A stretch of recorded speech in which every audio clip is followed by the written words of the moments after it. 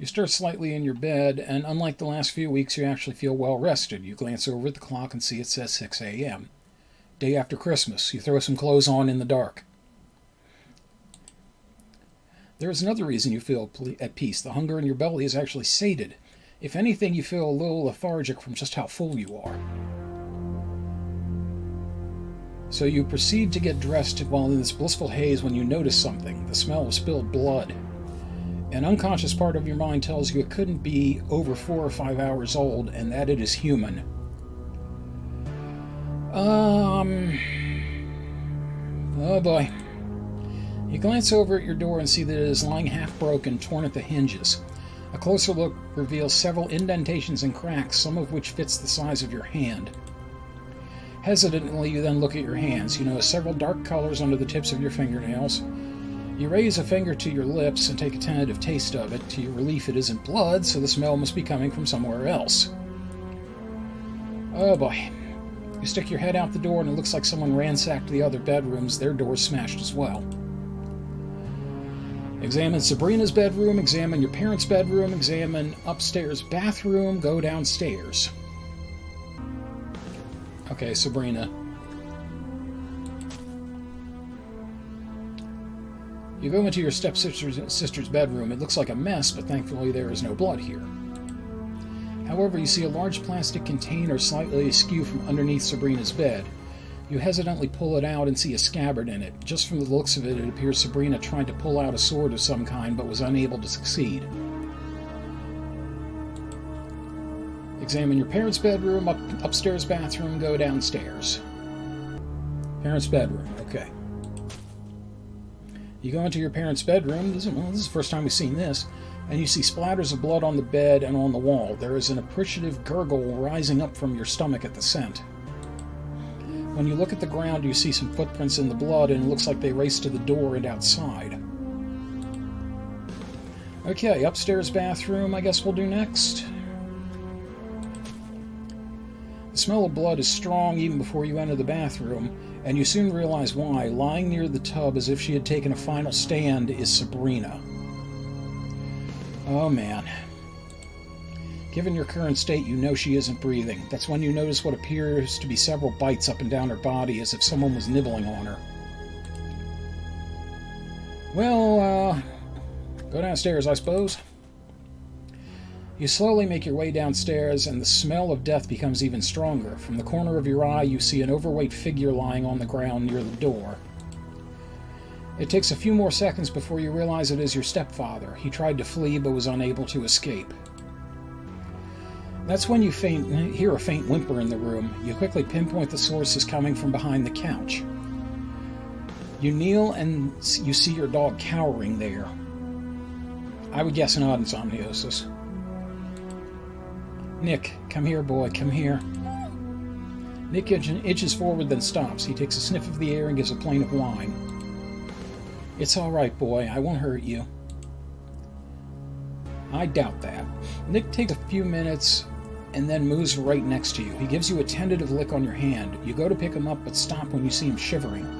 Nick is willing to come close, but doesn't want to be touched. That's when you hear a noise coming from the kitchen, and then a voice speaks, one that you know.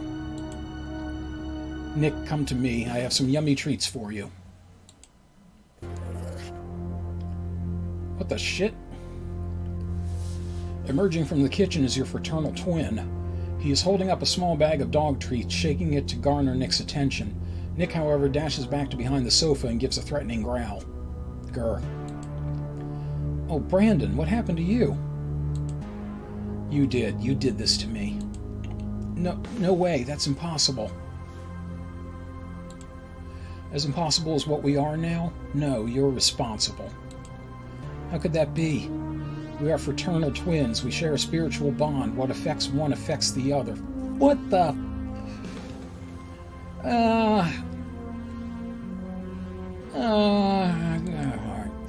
And you know what? I'm rather pissed at you. I'm sorry. I didn't know this would happen to you. What are you talking about? You swipe your hand from your head down to about your waist. This. Oh, I'm already over that. No, I was talking about how you hogged all the food. Food? Dad, Sabrina, you didn't save one bite for me. I mean, would it have killed you to show a little restraint? No use crying over spilled milk. In fact, I could use your help. Help you? Brandon points to the back of the couch and you hear a loud grumble coming from his stomach. It's a little light, but it will do. No, you can't eat. Then what would you have me do? Help Nick escape? Help capture Nick? Oppose your sibling?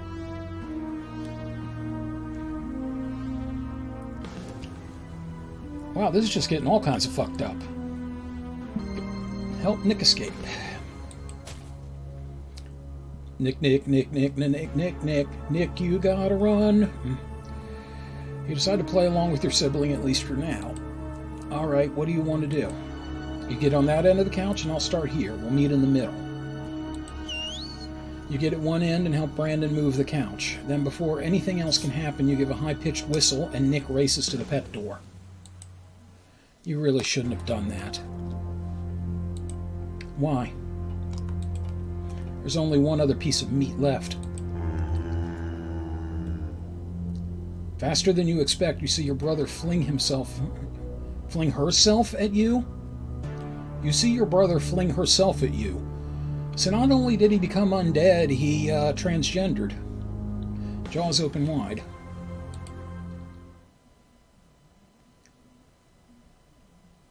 You close your eyes, expecting to feel the teeth bite deep into your throat. Instead, you feel a wet tongue slide along your cheek.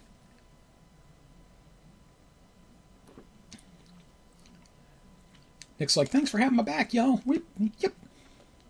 You open your eyes and see a dog on your bed, momentarily overcoming his aversion to your state and waking you from your slumber. Thursday. Zzz.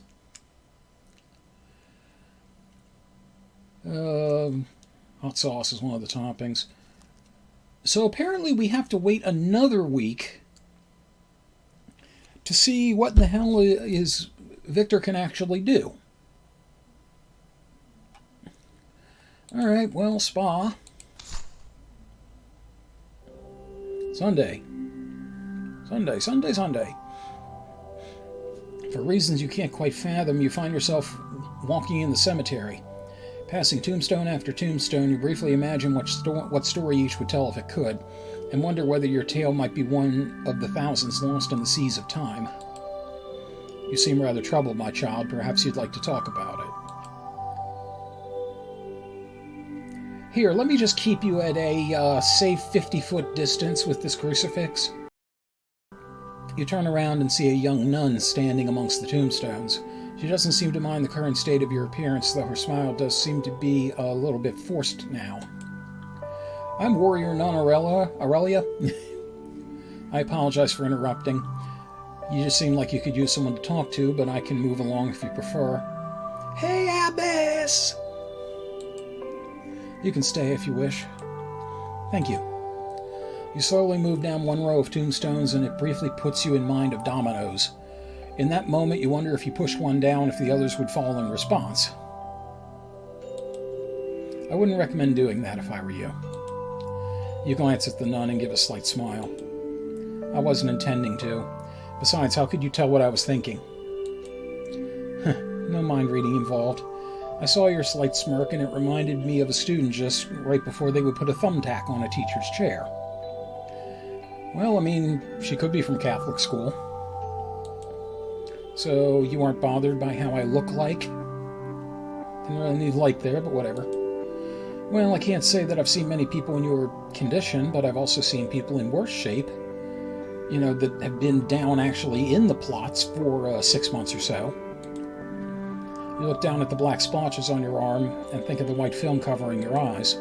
Worse than me? That's hard to imagine. Not many, but I have. You purse your lips and take a deep breath. What would you say if I was cursed? The nun spares a glance in your direction and gives a slight nod of her head. Without knowing your particular circumstances, I couldn't give you a definitive answer. However, I could believe it happened. To believe in a higher power is to believe in the existence of the supernatural, and with the light, there is the dark. I wish the doctor had your belief when I first went in. It is a lot to ask someone to accept. The problem is, when confronted by something outside their ken, they may ignore it. You sound like you've seen a few things yourself. I've had my share of experiences. I have to say, though, that you are the first of your kind that I have talked with. My kind?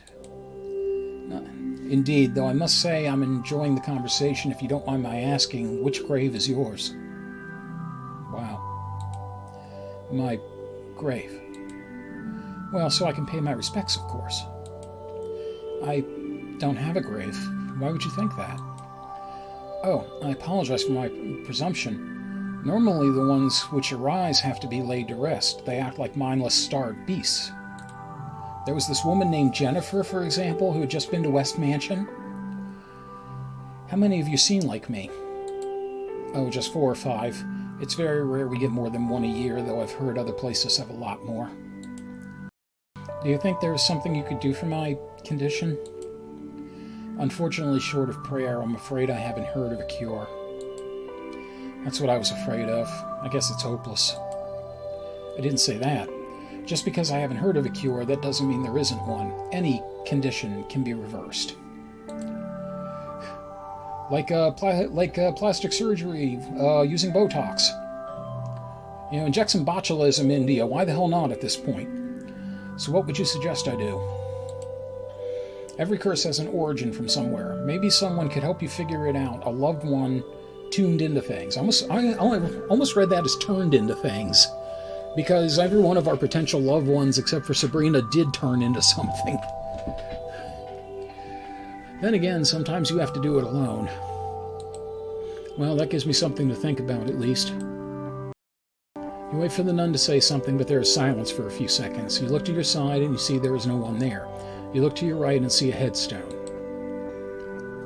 Sister Ellen Chambers. The words are deeply faded and mostly gone, but you can make out sister and a burial date of 1923. We could use some help digging the graves around here. Do you want to go on a date? Oh, that's right, I took vows. Never mind. So we're going with the dead nun thing, similar to Amanda Kruger in Nightmare on Elm Street. And yes, that appears to be what happened.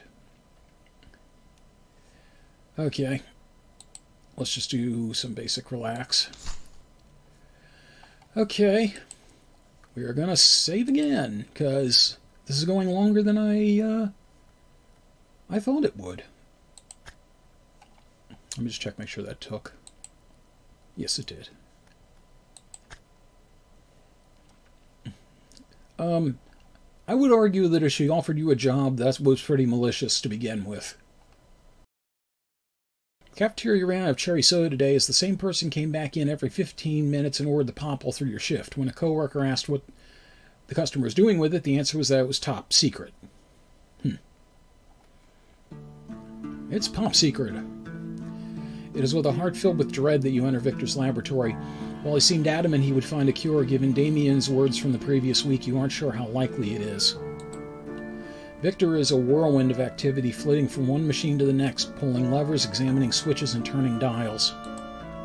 You give out a slight cough to catch his attention, and your tongue flies out of your mouth, and for a moment you could almost hear your own death rattle. Oh, Caitlin, you're early. Good. He doesn't say good, but I figured he would, so I said good. I think that's good. You point at the clock and give a slight chuckle. Only 3 minutes early. Even by your standards, I'm not wasting our time. Viktor blushes at your slight admonishment. From the looks of it, you've been double-checking the equipment. Quintuple check, actually. We can't afford anything to go wrong. If it does, then it won't change what we're planning as a last resort, will it? Cutting my life in 2 pieces? That's your last resort? I don't want to dwell on that, if you don't mind. So you really think this will work? Maybe I should have spent more time studying mystic tomes instead of investigating the unknown. Well, it kind of would be the same thing. Believe me, I didn't have plans on becoming one of the Walking Dead after graduation, so Damien wasn't lying.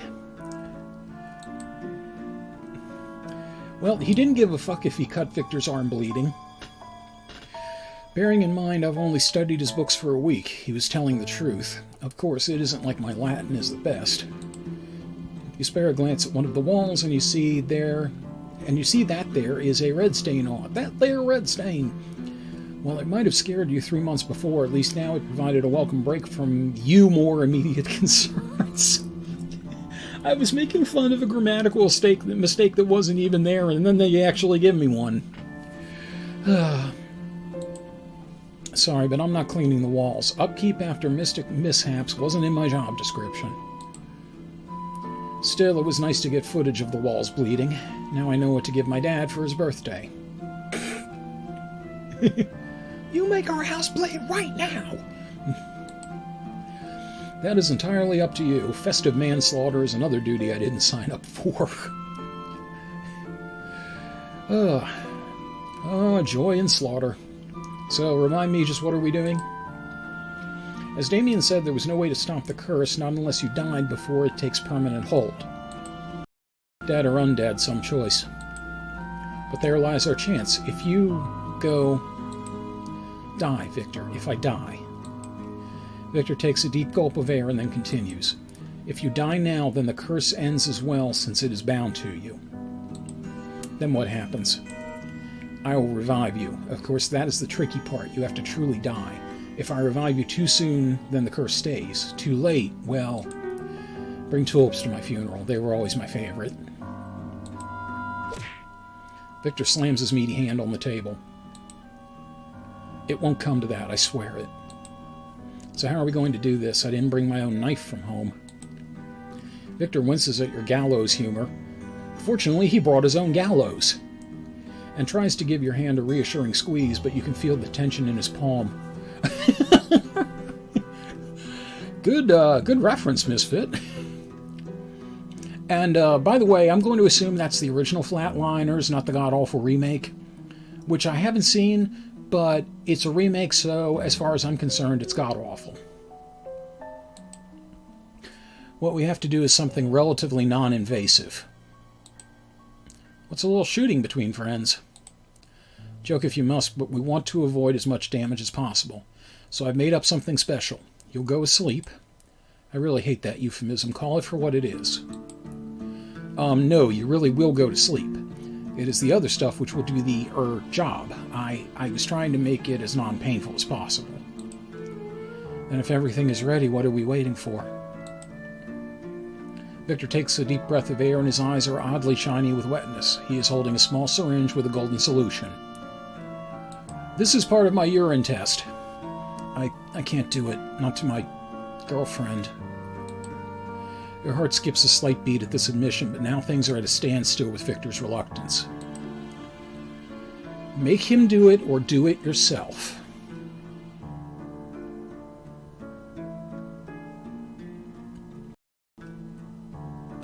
Wow, this is a tough one. What do you think, folks? Okay, one for do it yourself.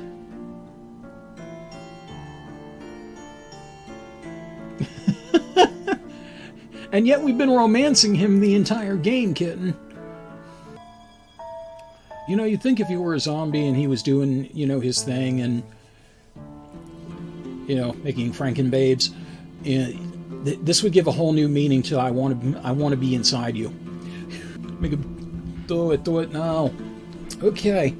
Well, if you want your possible sleeping execution done right, bring it here. It isn't right for you to do this. Are you sure? I mean, bring it before I change my mind. Victor hands you the syringe, and at this point in time, it feels like the heaviest thing you've ever held. Taking a deep breath, you bring the needle to your arm. There is a slight pinch as the needle enters your arm, and then you feel a numbness start to envelop you. Your head starts to feel thick, and you start to wobble on your feet, swaying back and forth. Maybe you should have lied down before you did this. And you feel your body start to tumble, only to land in Victor's stretched out arms. Anks. Anks? Paul Anka, thank you. Bunung.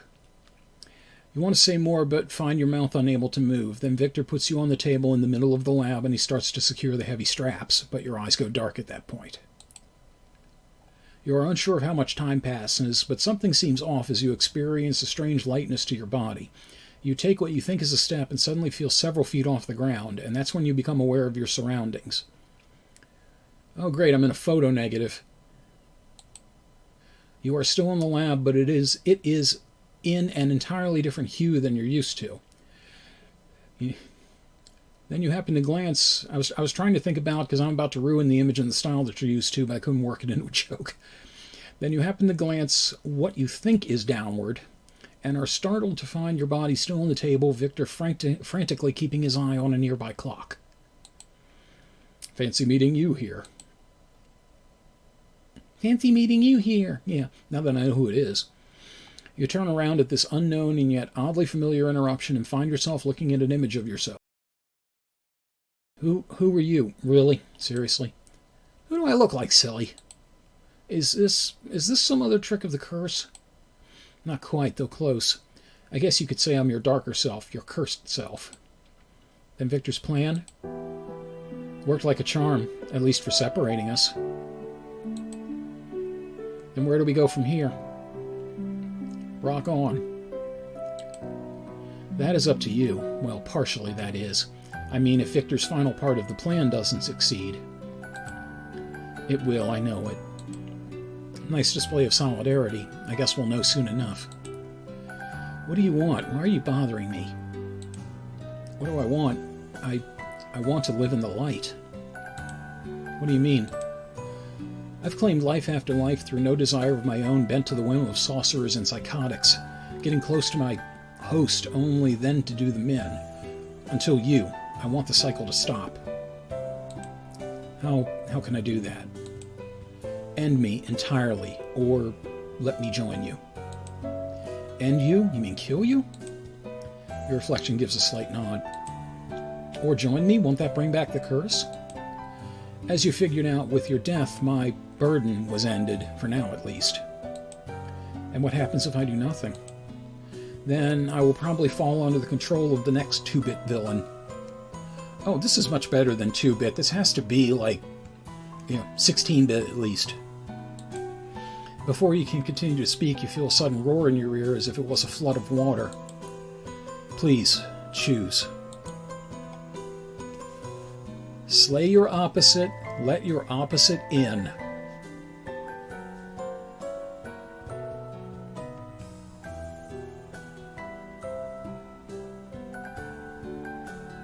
Huh.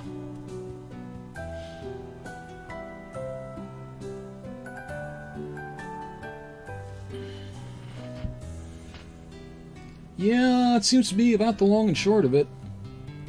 Slayer. Okay. And a great metal band, I might add. May you get the peace you desire. Your reflection gives a sad smile and shuts her eyes. Within your hand, a sword of shining light seems to appear. You approach your opposite and give a massive slice from shoulder to sternum, cutting her diagonally in two. You are now a dragoon.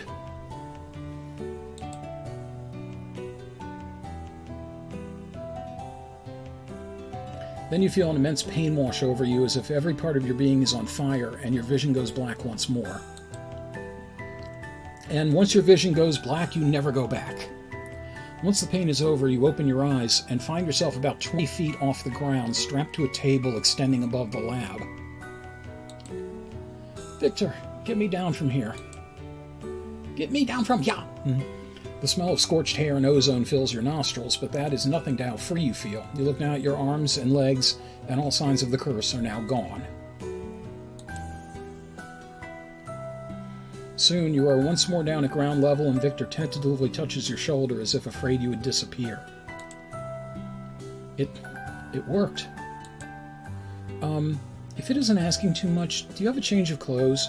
But do you have a change of clothes? Change of clothes? Viktor wrinkles his nose as if are you really going to make a she shit herself joke?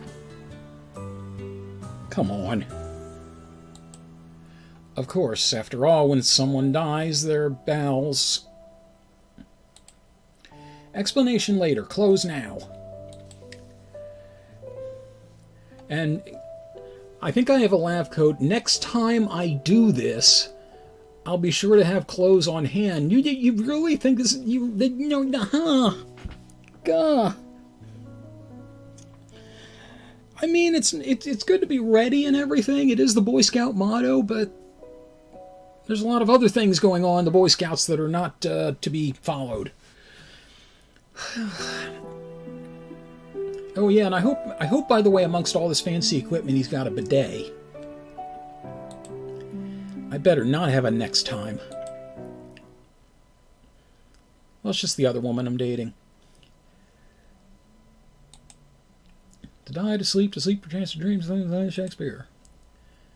If you feel a general tiredness in your bones right now, rest would be welcome, though you can't help but wonder if you're a figment of someone's dream, dreaming about a figment of someone's dream, dreaming about... Zuh.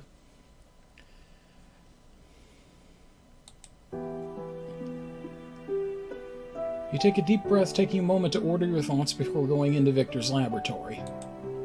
Ever since you broke the curse just a week before, you felt an almost boundless energy, though you can't decide whether it was a side effect of the cure or just an indication of how low the curse brought you. At the same time, Viktor's been very quiet around you, though you can tell he is glad that you're doing much better. He's been a bit distant as well. Oh well, time to get this sorted out. You go through the door and find yourself engulfed in complete blackness, except for a small glow coming from a display case. For a moment you think the power might have gone out, but remember the laboratory has its own power supply. Look for the light switch, look at the glow on the display case, see if Viktor is in the lab. I really have no idea where in the hell we're going now, folks.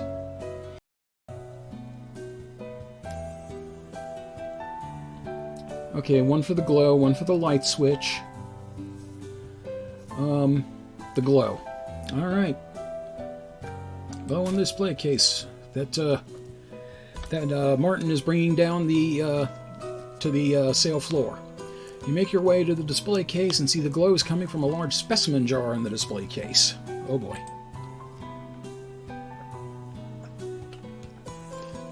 Huh, who knew dead chupacabras glowed in the dark? It would make for a rather macabre nightlight, that's for sure. Okay, so that's the real effect of this curse. The chupacabra bought it. With the ambient light, you then notice a shadow move behind you. At first, you briefly think of your cursed self, but this form is taller and muscular, and you make out Viktor's outline. Also, his penis was bigger than yours. There you are. The lights come on and black dots dance before your eyes for a few seconds before you adjust to the lit area. So, would you mind explaining why the lab was in a complete blackout? Sorry, I was trying to test a few things in back. I needed it as dark as possible. I totally wasn't reading porn. Really, a new project. What are you studying? Anatomy.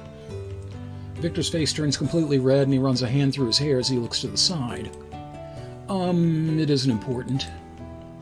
Really, it was a big enough deal to cut the power, but not to tell me. Viktor, are you hiding something? Remember, I let you kill me and bring me back. You know, there should be a connection here. Viktor's face turns even redder, but he shakes his head. Lying really isn't your strong suit. Don't get me wrong, I normally find it endearing, but not at the moment, so I'd like to know. Practicing your blind fighting, are you involved in something illegal, turning into a vampire? I think she means like how horrible he is at it. Something illegal. Okay. Pretty sure that pissed him off royally before, but we'll see. Are you involved in something illegal? Perhaps you're digging up bodies. What? No, how could you think of something like that? Dude, you're part of the Frankenstein family. You know, your evasiveness for one thing, and with the power out, well, maybe you were trying to reanimate the dead, causing a massive drain. It isn't like there is a nearby lightning bolt. Yes, there is. You're talking to him. No, it is nothing like that. As for what I'm doing, well, it is legal. At least there are no laws that I know of that it breaks. Including the laws of nature. Fred. Then what are you doing? You've been avoiding me for a while now. You're right. I don't mean to, but... Oh no, are we getting broken up with? But what? After last week, I don't know how you can stand there and talk to me. What are you talking about? You helped me beat the curse. It was illegal in the states where it was filmed. Yes, but in the process I can't say it even now. And you're feeling guilt over it? Nods. Idiot that I am, like, I don't have a webcam or anything yet, and when nods came up, I just nodded, but didn't say anything, and I'm like, they can't see you nod, dumbass. I can't tell you how to feel. Hell, I'm not sure how I feel about it as well. However, I also know I have to move forward. No, but I led you right to him before the final confrontation. I mean, are you sure you don't blame me for this? Maybe a little or not at all. Okay, not at all. All around, not at all. Shaking your head, which I didn't do. Look, I'm not going to stay. We didn't have some missteps, but you weren't responsible for this. But if you feel that way, that's on you. However, I hope you can learn to accept it. Then you're a stronger person than I am. However, I'm still curious why you were playing in the dark.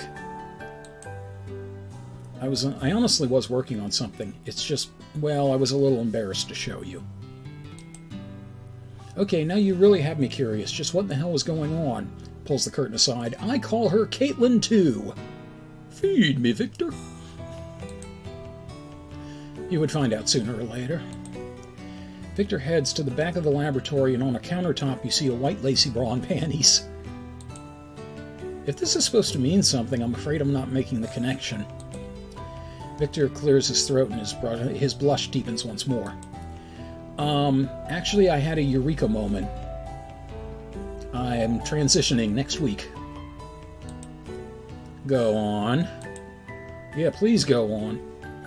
Well, with all that was going on, I had some spare ectoplasm that was going to go bad.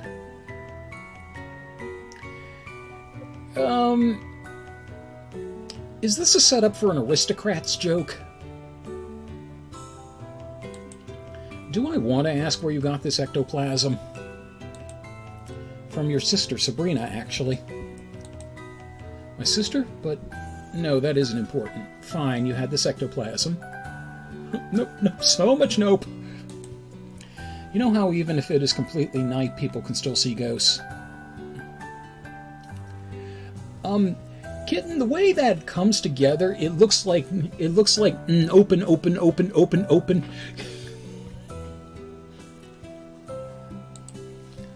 I'll have to take your word for it. Alright, we have ghosts that glow in the dark. Well, normally ectoplasm breaks down in a hurry. I sort of figured out how to stabilize it. I wanted to see if it would work when put into clothes. You slimed her clothes. Egon, what the fuck? So you made glow-in-the-dark lingerie. Yeah, as I said, it was more of a theoretical exercise than anything else. You run a finger along the unassuming bra and panties. Aren't you afraid that it might possess someone?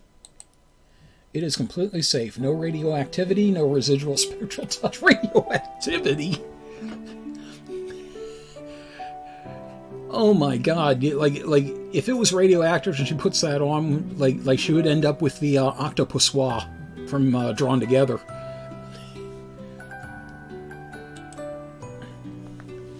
It is a shame that you don't have it in male undergarments. Actually I do. Really. I've been giving them a go for the last few days. I am praying to anybody who'll listen that in a few scenes we have just a black screen with nothing but the glow-in-the-dark underwear as these two like get together and make out. I want just glow-in-the-dark underwear up on the screen. You have promised me this is Chekhov's underwear. It must happen. I've been giving them a go for the last few days. I really want to see that. Well, like Forrest Gump, he drops trowel right in front of the president. Well, for the best effect, the light should be out. Let me get the switch. Hold on, there's something I want to do as well. What is it? You'll see. Okay, almost as good.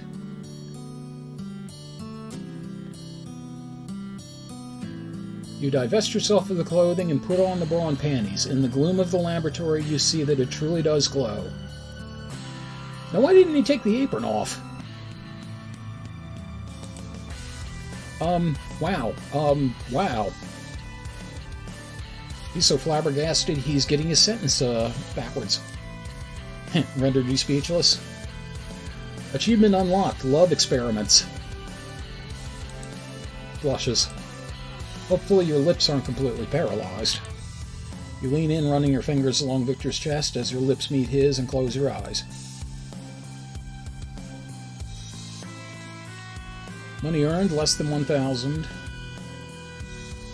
As preoccupied as Caitlin was with overcoming her curse, she failed to raise enough money and ended up living with her parents for another 6 months. Oh god, I forgot. I didn't even realize that was I didn't realize that was part of the equation. Fuck.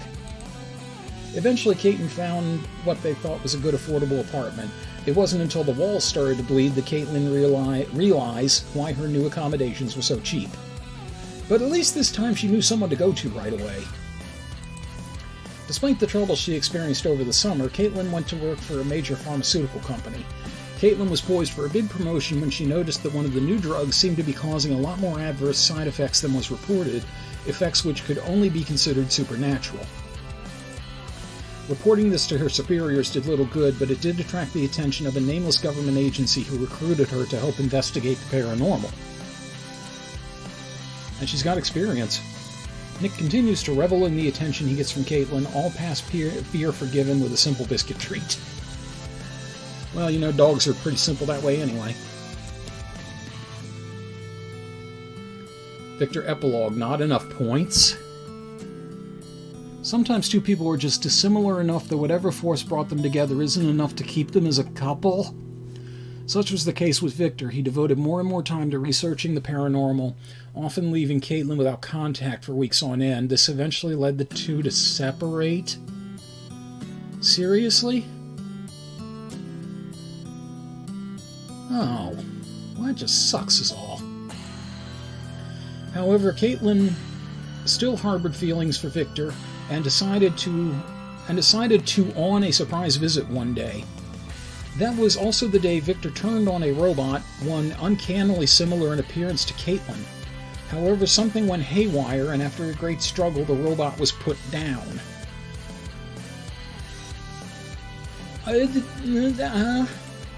When asked, Viktor shyly said he missed Caitlin, but if he couldn't have the real thing, maybe a substitute would work.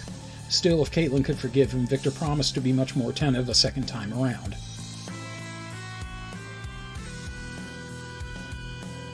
And no freaking idea if that happened or not. Wow, I have to say that is the most satisfactorily dissatisfying game ending I've seen in a long time. I mean, I'll give it some credit, it's realistic, you know, if you're talking about, you know, real world dating, there are not always happy endings, you know, and not everything works out. But I don't know. I think this should be one of the. I think this game should be one of the exceptions to that. Like, if you're going to overcome the curse, I think at that point you really should deserve a happy ending. I mean, it was at least partially happy, you know, because she's got, you know, she's basically working with the X-Files. But yeah, Renpai Engine, I think I've heard of that. I don't remember if that was offered in a Humble Bundle or not. I could be wrong. Winter Wolves, well, you did some pretty good stuff overall. But yeah, I agree, Kitten. It could have gotten there a lot faster, and it could have also gotten there with less spelling mistakes. Alright, well, while we're still on this, just for gits and shiggles, I want to go back to here and choose the road not taken. and just see what we get. Final cure. You'll take away the cravings, the nightmares, cursed will be you. And how do I know you're telling the truth? If a warlock swears on their name, they are bound by it. Okay, last time we attacked Damien, this time we're going to do as he asks, and just see what happens. Alright, Viktor, I'm sorry. Oh, look at Viktor. Ooh. Viktor looks at you directly, tears dropping to the floor, but he gives a slight nod. You raise one hand high and bring it down, a meaty crack filling your ears as Viktor drops. Wow. Then you scream as if it feels every inch of your body is on fire. You try to move toward Damien, but the man seems to be ever out of your reach. You said you would cure me. But I am, my dear. The only cure is true death.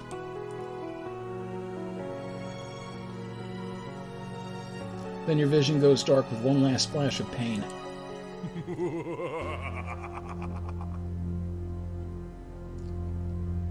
Wow, we are just all over that evil villain trope, aren't we?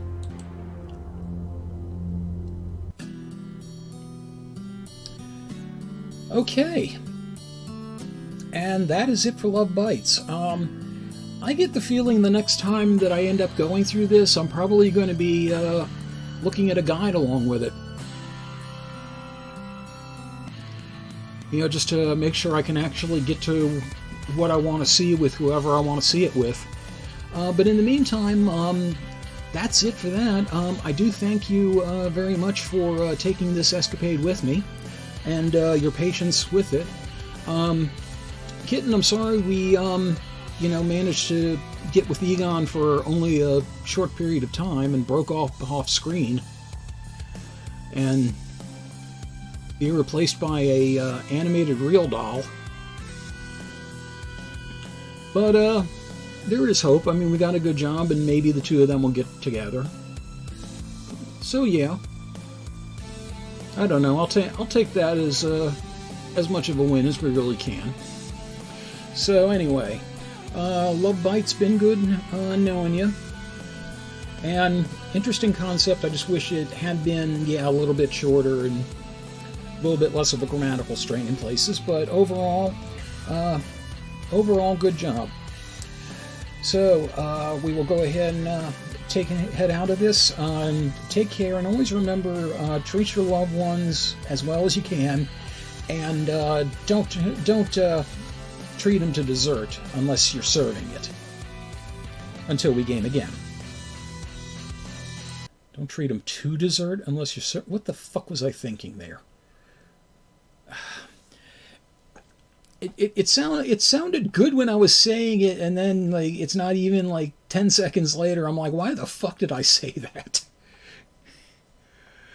Oh jeez.